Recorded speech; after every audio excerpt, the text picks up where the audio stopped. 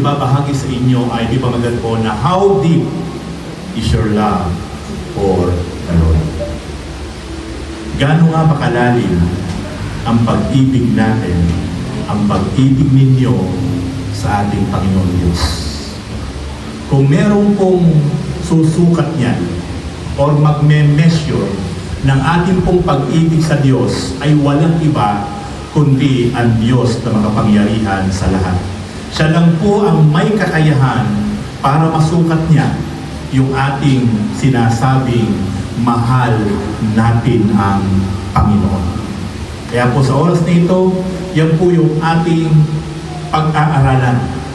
At dito po sa Bible, in the book of Luke chapter 7, ay meron po itong isang true-to-life story na atin pong ngayon pag-aaralan. Hihimayin patungkol po sa isang babaeng masama at makasalanan. At maaaring sa kanyang buhay na namumuhay sa kasalanan, ay dumating po sa point ng buhay niya talagang naghahanap na po siya ng palibagong dimension ng kanyang buhay. Sapagkat maaaring nagsasawa na po siya sa kanyang buhay na talagang namumuhay siya sa kasamaan, sa kasalanan. At maaaring nabalitaan niya ang ating Panginoong Jesus that time sa kanyang kapanahunan. Ay itong ating Panginoong Jesus dito ay nangangaral, nagpapagaling, nagpapakain, nangangaral ng mabuting balita at lahat ng tao na sumusunod sa kanya, humahanap sa kanya at nakikinig sa kanya ay nakakaranas ng panibagong sitwasyon ng buhay. At maaaring ito yung nabalitaan niya, itong babaeng makasalanan. Kaya isang araw nung malaman niya na itong ang ating Panginoong Jesucristo ay pumunta doon sa kanilang lugar, malapit sa kanya, sa tahanan ng isang Pariseyong si Simon. Sapagkat in-invite ni Simon Pariseo ang ating Panginoon sa kanyang tahanan upang makasalo sa pagkain. At nung malaman ng babaeng makasalanan na ang ating Panginoon Kristo ay nandoon sa kanyang lugar na malapit sa bahay niya, hindi po siya nagkatubili na mag-prepare at puntahan ang ating Panginoon. Nagbigay siya ng best time, best effort, sapagkat meron siyang hangad that time na mangyari sa kanyang buhay at ma-overcome na niya yung napakahabang panahon na nabubuhay siya sa kawalan ng kapayapaan, kaligayahan sa kanyang buhay. Sapagkat siya namumuhay na malayo sa kalooban ng Diyos. Kaya siya'y nakapag-decide na nais ko ng magbagong buhay. Nais kong makilala si Jesus na akin napapakinggan na maraming tao nagte-testimony na nakakaranas ng himala sa kanilang mga buhay. Nais ko rin siyang makilala. Kaya hindi siya nagkatubili na puntahan ng ating Panginoon Jesus doon sa bahay ni Simon Pariseo. Basahin po natin ang kwento sa Luke chapter 7 verse 36 to verse 50. Inanyayahan si Jesus ng isa sa mga Pariseo upang makasalo niya. Pumaroon siya sa bahay nito at dumulog sa hapag. Verse 37, sa bayan ng mga yaon ay may isang babae na kilalang makasalanan. Mga kapatid, yung babae itong makasalanan na binabanggit sa Luke chapter 7 ay kilalang kilala sa buong bayan na isang babaeng makasalanan. Ito ang napakasakit. May trademark siya na bilang isang babaeng makasalanan. Kaya napakahirap ng kanyang sitwasyon. Hindi niya nailihim yung kanyang buhay na marumi sapagkat laganap sa buong bayan kung saan siya nakatira kasi isang babaeng madumi, isang babaeng masama, isang babaeng makasalanan. Maaaring nilalayo siya ng mga tao. Maaaring wala talagang siyang kasama talaga na matutuloy talagang kaibigan sapagkat ang tingin sa kanya ng mga tao sa kanyang bayan ay madumi, masama, makasalanan. Kaya naghahanap siya ng pagkalinga, naghahanap siya ng atensyon, naghahanap siya ng pagmamahal, pag-ibig. Kaya nung mabalitaan niya, ang Panginoong Jesus ay nandoon sa kanyang bayan. Ito ang naging starting point. Kaya siya nag-decide na gusto niyang makadaupang palad at makaharap, mapuntahan ang ating Panginoong Jesus. Verse 38, at lumapit siya sa likuran ni Jesus sa gawing paanan, siya'y nananangis at nabasa ng kanyang luha ang mga paa ni Jesus. Pinunasan niya ang mga ito ng kanyang buhok, hinagkan at pinahira ng pabango. Nang makita ito ng Pariseo nag-aanyaya kay Jesus, nasabi nito sa sarili, kung talagang propeta ang taong ito, alam niya kung sino at kung anong uri ng babae ang humihipo sa kanya na isang makasalanan. Nung pumasok po sa loob ng bahay ni Simong Pariseo, itong babaeng makasalanan, siya po ay sa likurang bahagi nagpunta ng ating Panginoon. At nung nandun na po siya sa malapit sa paanan ng ating Panginoon, siya po ay umiyak ng umiyak sa paanan ng ating Panginoon. At maaring hinahawakan niya ang paa ng ating Panginoon habang siya umiiyak. Kaya ang sabi po ni Simon Pariseo, sa kanyang isip, wala pong salita sa kanyang isip. Kung talagang propeta ang tao ito, ang tinutukoy po niya ang ating Panginoon. Kung talagang propeta ang tao ito, malalaman niya kung anong klaseng babae ang humahawak sa kanya. Ang babae ito ay isang napakarumi at makasalanan. Pero tingnan niyo po mga kapatid, hindi nagsasalita si Simon Pariseo. Walang lumalabas sa kanyang bibig. Sa isip lang siya nagsasalita. Na sinasabi niya, kung talagang propeta ang taong ito, malalaman niya kung anong klaseng babae ang humihipo sa kanyang paa. Ano po ang sabi dito po sa verse 40? Bilang tugon sa iniisip ni Simon. Listen carefully. Bilang tugon sa iniisip ni Simon, sinabi ni Jesus, Simon, may sasabihin ako sa iyo.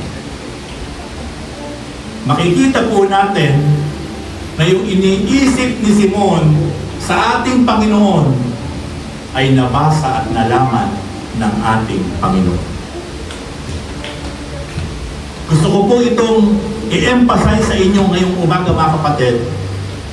Ang ating Panginoon Kristo, the Son of the Living God, ay hindi lang tao, kundi bugtong na anak ng Diyos. Nanlubos na makapangyarihan. Kahit hindi nagsasalita ang isang tao, walang lumalabas na boses. Iniisip lang niya ay batid ng ating Panginoon. Alam niya ang iniisip at sinasabi sa isip at puso ni Simon, nabasa niya, nabatid niya. Kaya mga kapatid, ang bawat isa sa atin, kahit ngayong umaga, mula sa trono ng kalangitan ng ating Panginoon, nababasa niya ang lahat ng laman ng ating isip. Kaya kailangan talaga mga kapatid, mula sa laman ng ating puso, laman ng ating isip, tiyakin natin lahat ng ating iniisip ay hindi makapagbibigay ng kalungkutan sa Panginoon.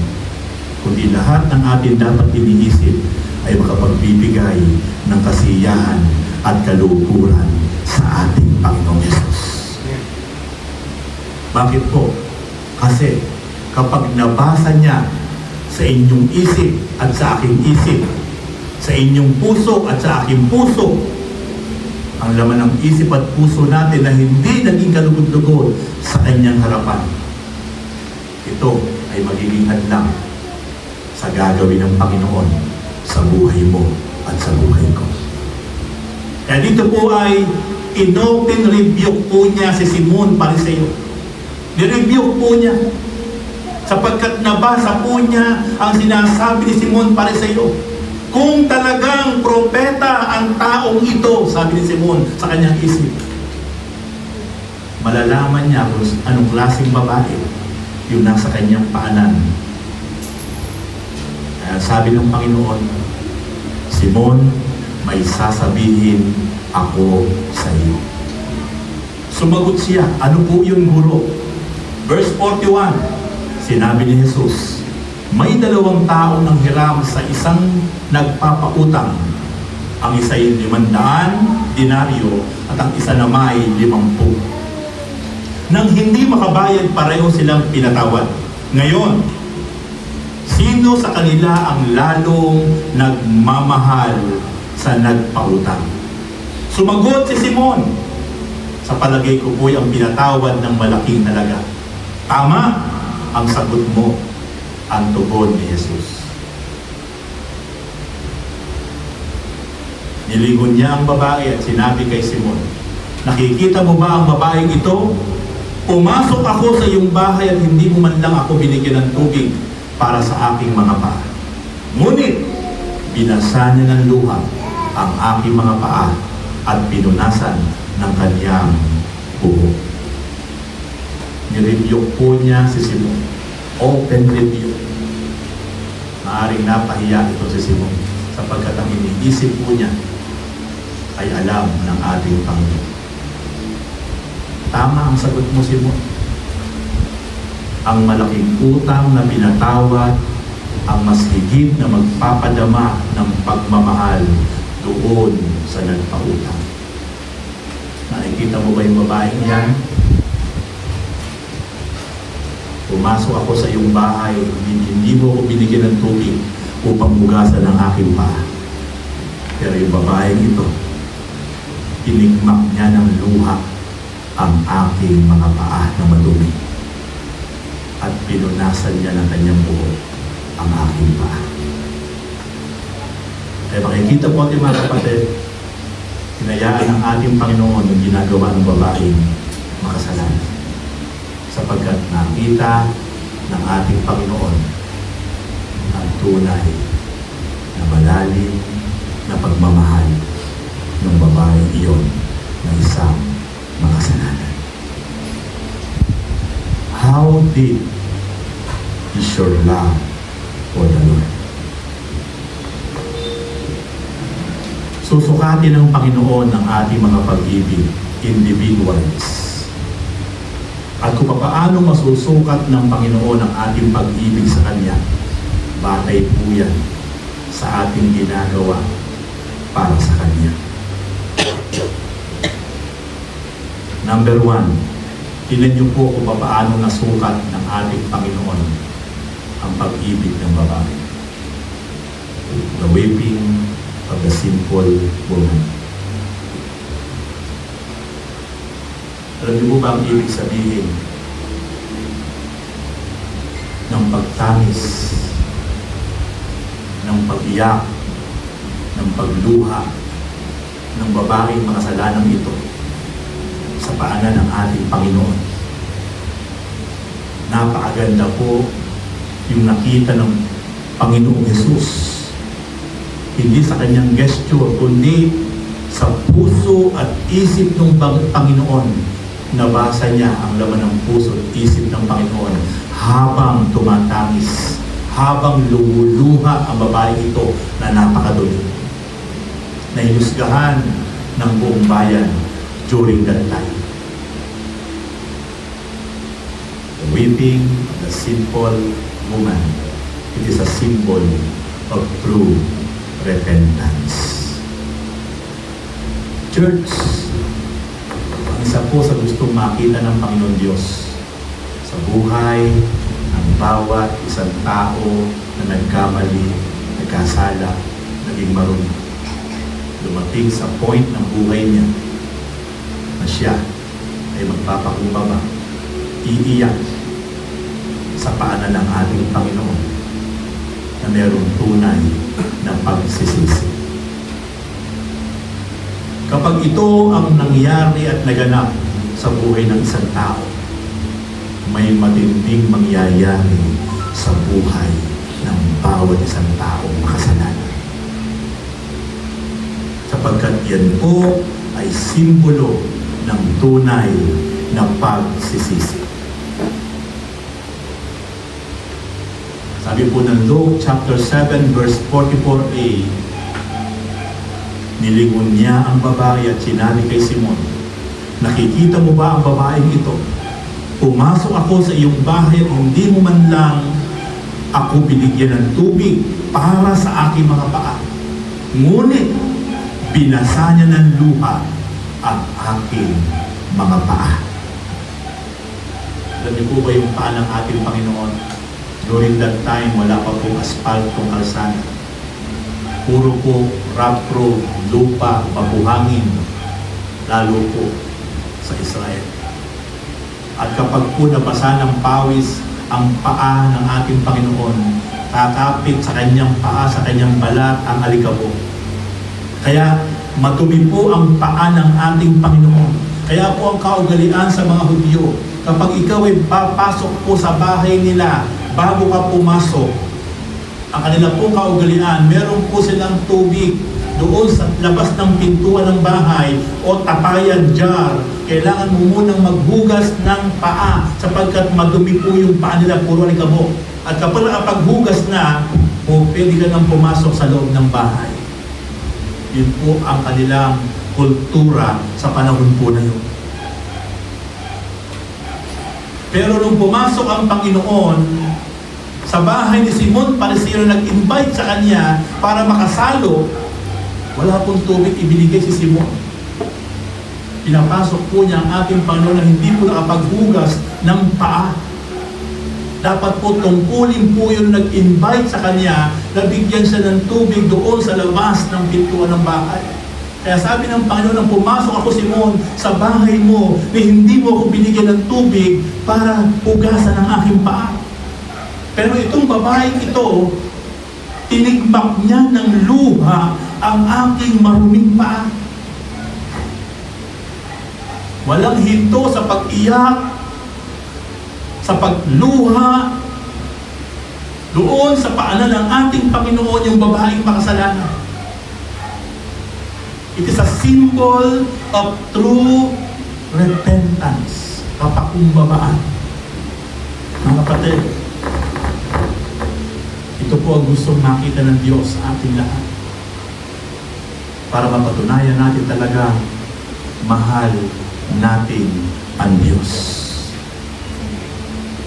At tayo po ay magsisisi, tatalikod sa mga gawang masama, sa mga gawang lihim, dahil mahal mo ang Diyos. Hindi mo hahayaan na patuloy at patuloy natin ginagawa ang mga bagay na lihim, ang mga bagay na masama na siyang makapagpapalungkot sa ating Panginoon Diyos na nakilala. Ito ang tunay na malalim na pag-ibig sa Diyos. Magsisimula sa tunay at totoong pagsisisi. Kaya kapag ito po ang ating pong naranasan, na tayo po ay sama-sama na gumalaw at kumilos sa isang tunay na pagsisisi, kalinsabay at kasunod ang pagtalikod sa mga gawang masama, pagtalikod sa mga bagay na makamundo, pagtigil sa mga bagay na ginagawang lihim na hindi nakapagbibigay ng kaluguran sa Diyos. It is a symbol of true repentance. Ito ang tunay na bunga na talagang mahal natin ang ating Panginoon. Kasi kung ang isang tao ay nagpapatuloy sa kasalanan, sa mga ginagawa niyang kasalanan, hindi po totoo na mahal niya ang Panginoon. Wala lang po iniwan niya sa mga anak na lagi pong pinapayuhan ng mga magulang, pinapangaralan, tinuturuan, pero ayaw niyang sundin yung kanyang mga magulang. Patuloy pa niyang kinukontra kung ano yung pinapayo sa kanyang mga magulang. Kaya yung kanyang mga magulang ay hindi niya alam na nai-stress, nahihirapan ng kalooban, naaapektuhan ng vital organ, hindi na mapagkatulog, lagi may nararamdaman na hindi maganda sapagkat nakukonsumi, nai-stress sa kanya. So ano ibig sabihin? Sinasabi ng mga anak na mahal nila ang kanilang mga magulang, pero patuloy nilang kinukonsumi. Hindi niya totoong mahal ang kanyang mga magulang sapagkat ayaw niyang sumunod sa magandang payo at instruction ng kanyang magulang. Same thing with us bilang tayo mga anak ng Diyos. So sinasabi natin mahal natin ang Diyos, mahal natin ang ating Panginoon, tayo po ay magsisisi at ihihintulan natin ang lahat ng mga bagay na ginagawa natin na hindi ganda. Sapagkat tunay natin mahal ang Panginoon. Magpapasimula tayo talaga totoong magsisisi at tatalikod sa kasalanan sapagkat totoong iniibig natin ang ating Panginoon. Kapatid, napakapalad po natin sapagkat meron po tayong Diyos na napakamapagpatawad. Sabi po niya sa Isaiah chapter 1 verse 18, Halik kayo, magliwanagan tayo. Gaano man karumi ang inyong mga puso, gaano man kalaki ang inyong mga kasalanan, handa kong patawarin yan. Kasing pulaman ng eskarlata ang inyong mga kasalanan, handa kong paputiin yan ng simputi ng balahibo ng tupa. Halika kayo, magliwanagan tayo. Kaya mga kapatid, tama po yung ginawa ng babaeng makasalanan. Siya po ay umakbak, nag-decide, pumunta sa ating Panginoon. At personal po siya na nagpakumbaba, nagsisi, umiyak sa paanan ng ating Panginoon. Ang simbolo ng isang tunay na pagsisisi at pagtalikod sa kasalanan. Sapagkat yung babae pong itong makasalanang ito ay isang babaeng ginagamit ang kanyang katawan para kumita po ng salapi. Maaring gabi-gabi, iba't ibang lalaki. Maaring gabi-gabi, hindi lang isa, dalawa, tatlo. Kaya siya po ay bantad at kielang-kiela sa bayan kung saan siya naroon. May isang magmi at makasalanang babae.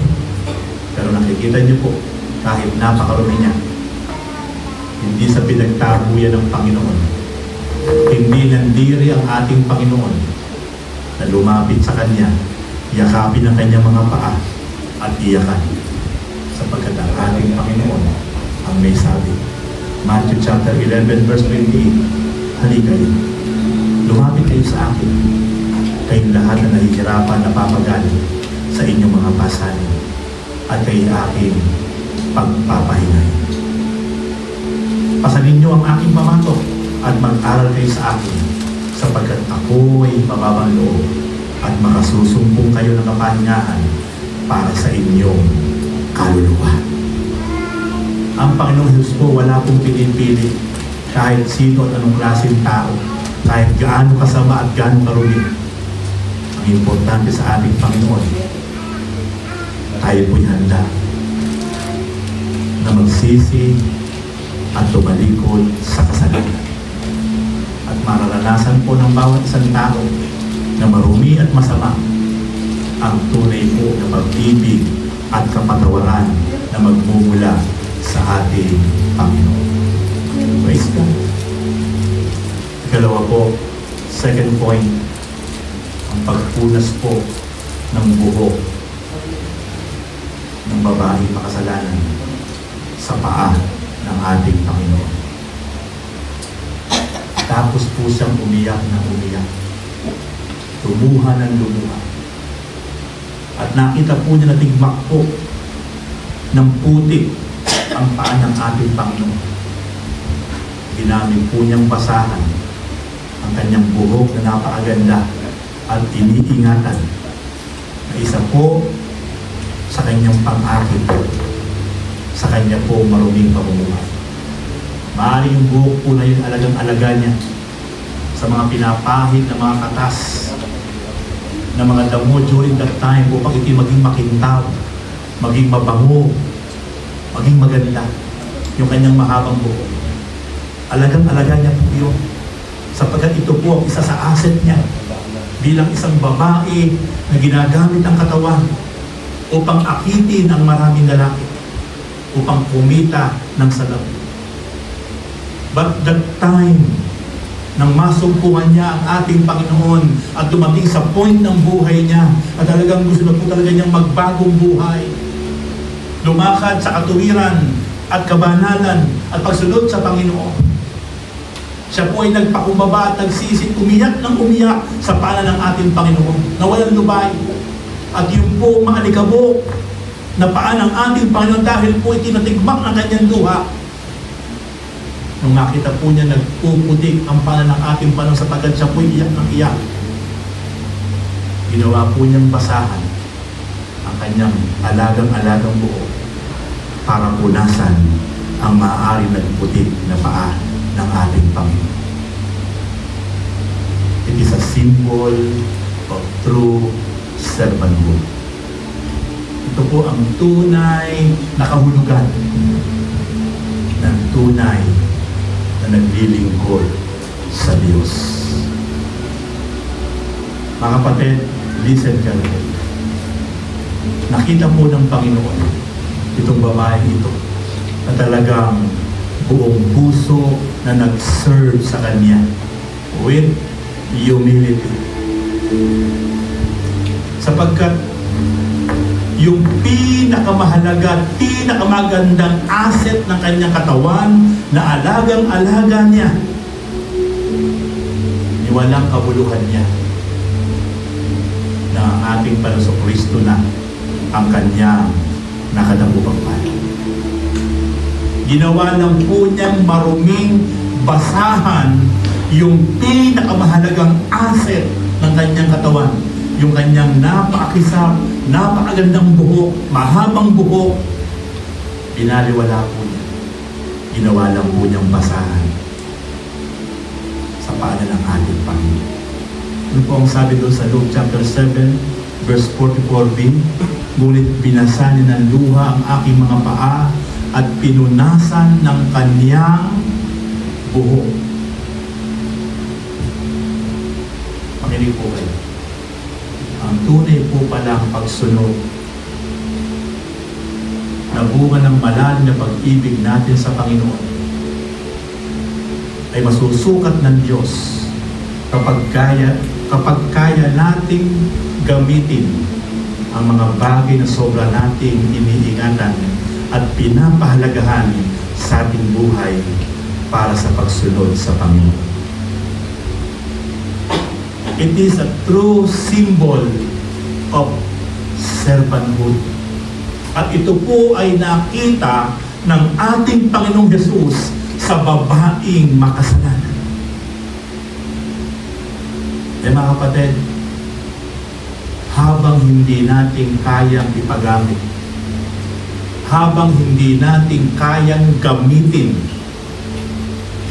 ang ating buhay, ang ating asset, ang ating mga bagay na meron tayo na napakahalaga, na sobra nating iniingatan ito, pinapahalagahan, pero hindi natin ito kayang gamitin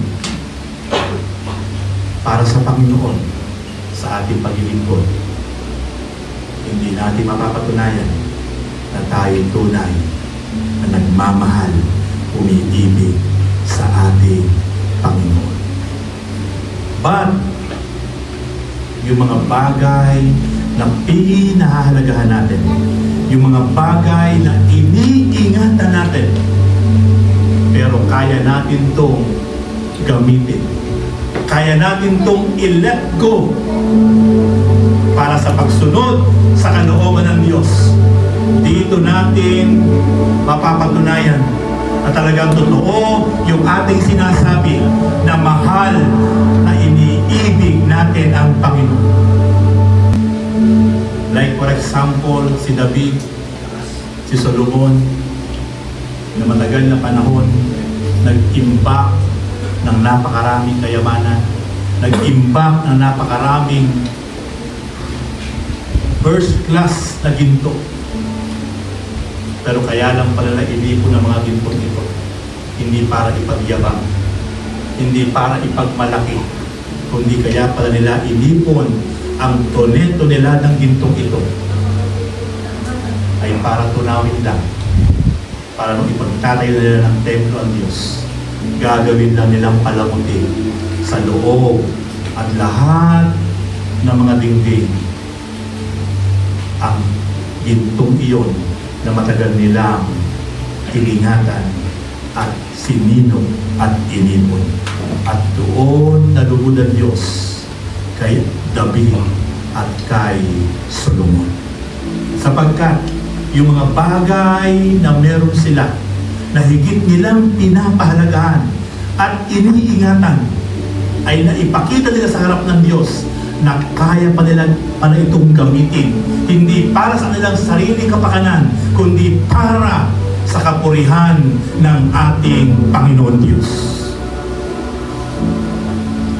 Si Abraham, yung kanyang anak, na matagal niyang inintay, na lagi kong sinasabi sa inyo, pero kaya pala niya ihandog, kaya pala niyang sulugin dahil hinihingi ng Diyos. At nung makita ng Diyos na kaya niya itong gawin, kaya niyang isacrifice dahil mahal niya ang Panginoon, handa niyang sumunod.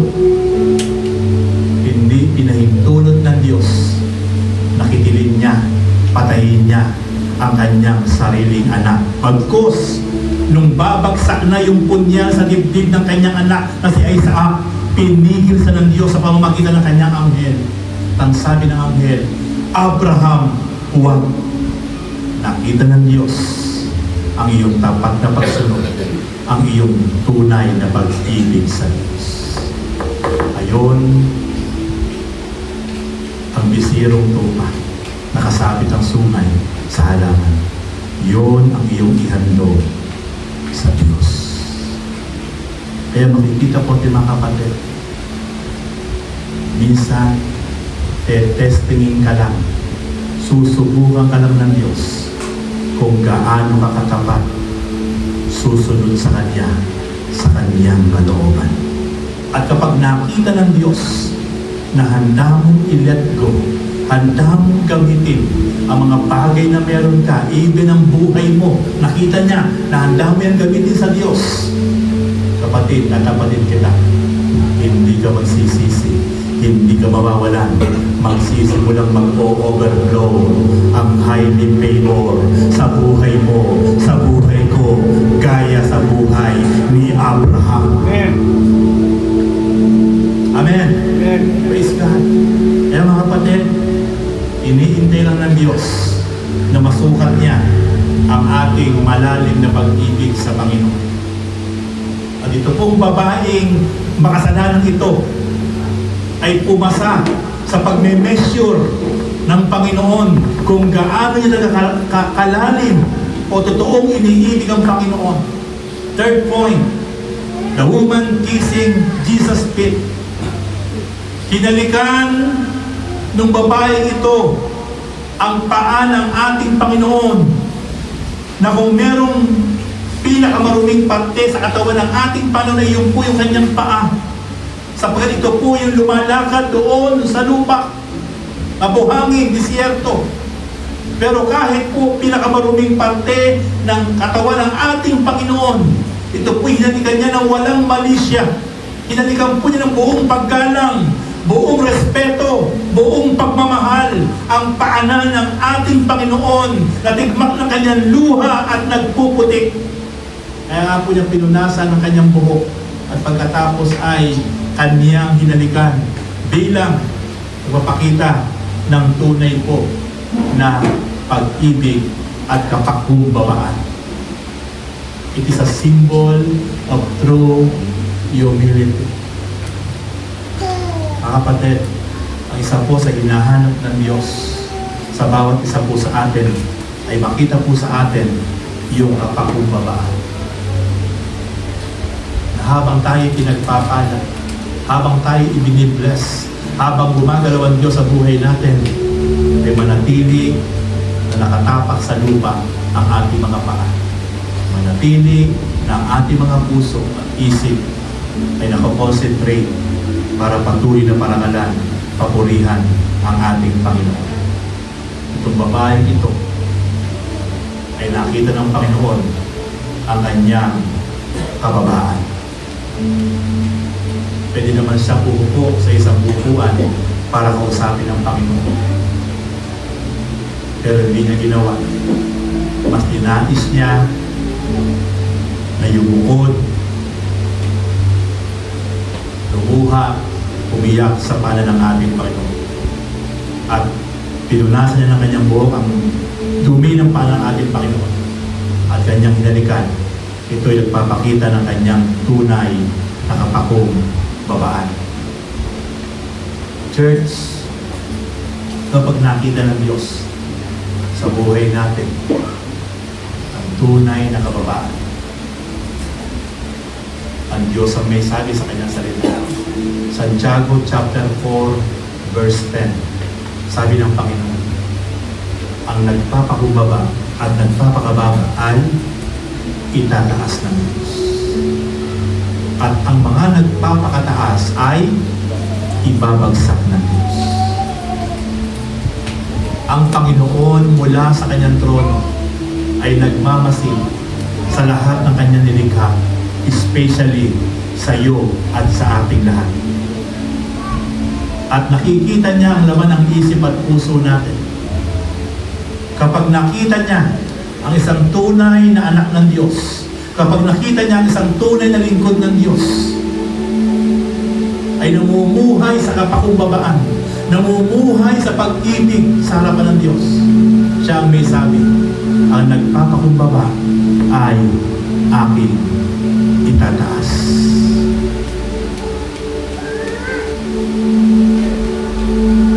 Ang Diyos ang may kakayahan sa mga gusto niyang itaas, ang bawat isa ay kanyang itataas. Sa mga gusto niyang ibagsak, sa bawat isang sumusuway ay isang iglap mata ay kaya niyang ibagsak ang mga tao ito na namumuhay sa kasalanan. Kaya mga kapatid, I challenge to all of you,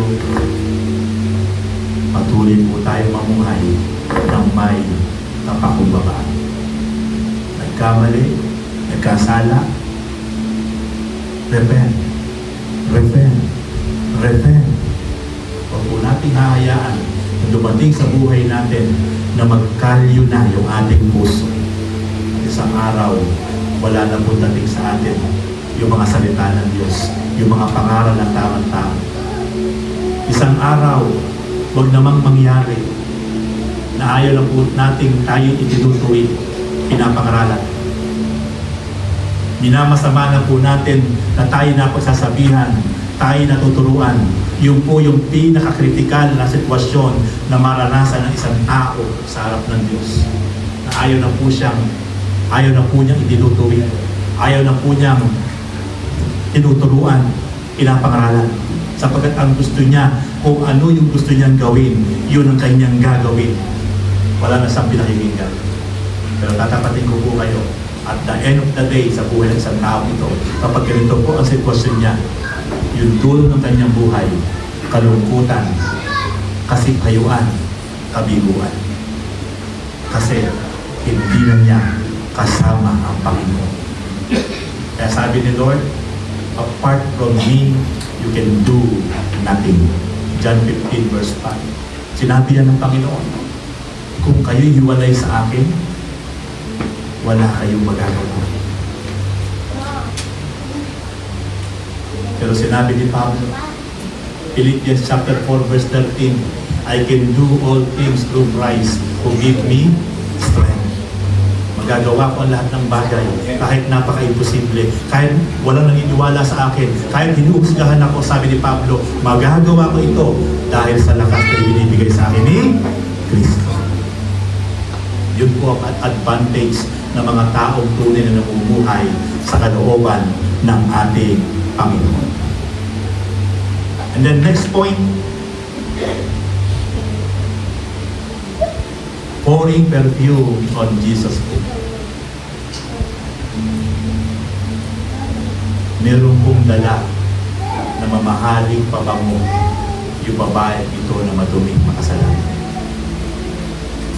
Pag alis po niya ng bahay, yung isa po sa pinakamahal niyang asset, pinakamahal po niyang naipundar sa kanyang sarili.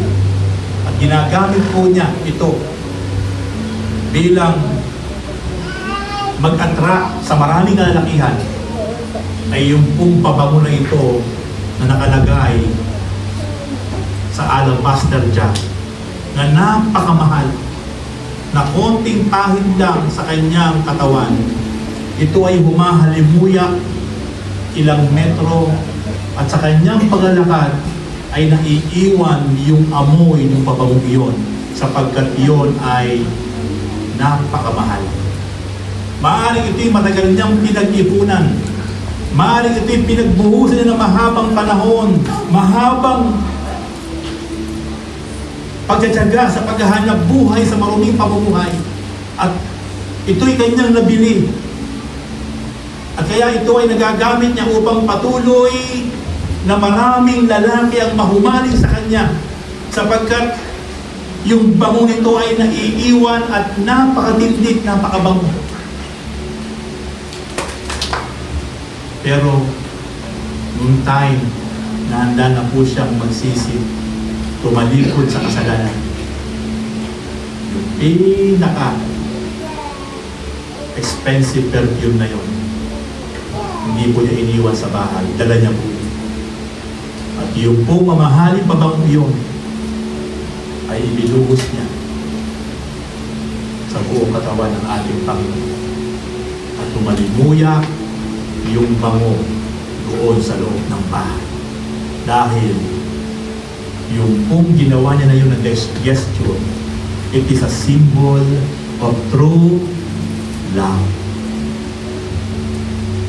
Mapapatunayan lang po natin sa harap ng Diyos na totoo po yung ating sinasabing pag-ibig kapag nagawa na po natin na yung pinakamahalagang bagay sa buhay natin ay kaya nating ibigay sa Panginoon. Na wala pong pag-aalinlangan, wala pong pangingailangan. Sapagkat yung babaeng makasalanang ito, nagawa po niya sa harapan ng Panginoon. Ang pinakamahal, very expensive perfume during that time. Pero nagawa po niya ibuhos sa paa, sa binti, sa ulo ng ating Panginoon para ipadama niya na totoong mahal na mahal niya ang ating Panginoon. Kapatid, pag dumating sa point ng buhay natin na meron po na word ng Lord na yung bagay na ito ay ipinang-o-offer ng Lord para sa Kanya, huwag po tayo magpapasubok sa Lord. Iyakin ko po sa inyo yung pinakamahalagang bagay na meron tayo, na merong conviction ng Lord, may word ng Lord na ito ay ating pinang-o-offer para sa Kanya. Iyakin ko po sa inyo ang balik po niyan 100 folds. 100 folds ang balik niyan kapag meron tayo mga bagay sa buhay natin na ito ay inialay natin para sa Panginoon. Yan po nangyari sa babaeng marumi at makasalan. Luke chapter 7 verse 46, hindi mo pinahiran ng langis ang aking ulo, sabi ng Panginoon kay Simon. Subalit pinahiran niya ng pabango ang aking mga paa. Hindi lang po ipinahid, ibinuhos po yun ng babaeng makasalanan. Yung pabango yun na walang panghihinayang. Dahil simbolo po yun ng tunay na pagmamahal.